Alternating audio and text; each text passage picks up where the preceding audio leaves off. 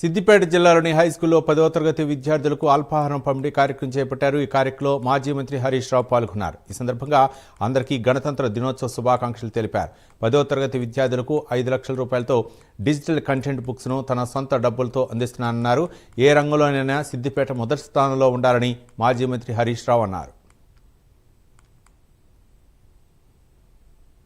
గణతంత్ర దినోత్సవ సందర్భంగా ఒక మంచి కార్యక్రమాన్ని సిద్దిపేటలో ప్రారంభించుకోవడం చాలా సంతోషంగా ఉంది. మన సిద్దిపేట నియోజకవర్గంలో 2800 మంది పిల్లలు ప్రభుత్వ పాఠశాలల నుంచి ఈసారి 10వ తరగతి పరీక్ష రాయబోతా ఉన్నారు. ముఖ్యంగా 10th అనేది లైఫ్లో చాలా ఇంపార్టెంట్.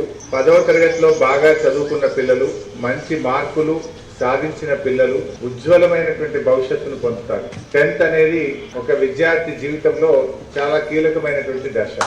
33 జిల్లాల్లో ఎప్పుడు చూసినా సిద్దిపేట అయితే ఫస్ట్ ప్లేస్లో ఉండేది, లేదా స్టేట్లో మన సిద్దిపేట సెకండ్ ప్లేస్లో ఉండేది. అట్లా బెస్ట్ ర్యాంకు మన సిద్దిపేట ఎప్పుడు కూడా సాధించడం జరిగింది.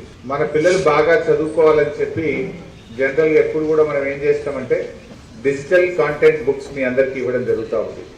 ఈ సంవత్సరం కూడా 10వ తరగతి పరీక్ష రాయబోయే పిల్లలకు ఈ డిజిటల్ కంటెంట్ బుక్స్ నా సొంత డబ్బులతో దాదాపు 5 లక్షల రూపాయలు ఖర్చు పెట్టి సిద్దిపేట నియోజకవర్గంలోని అన్ని ప్రభుత్వ పాఠశాలల్లోని పిల్లలకు 10వ తరగతి పరీక్ష రాయబోతున్న పిల్లలందరికీ సిద్దిపేటలో ఉండే అన్ని స్కూళ్లకు కూడా ఈ బుక్స్ పంపడం జరుగుతూ ఉంది.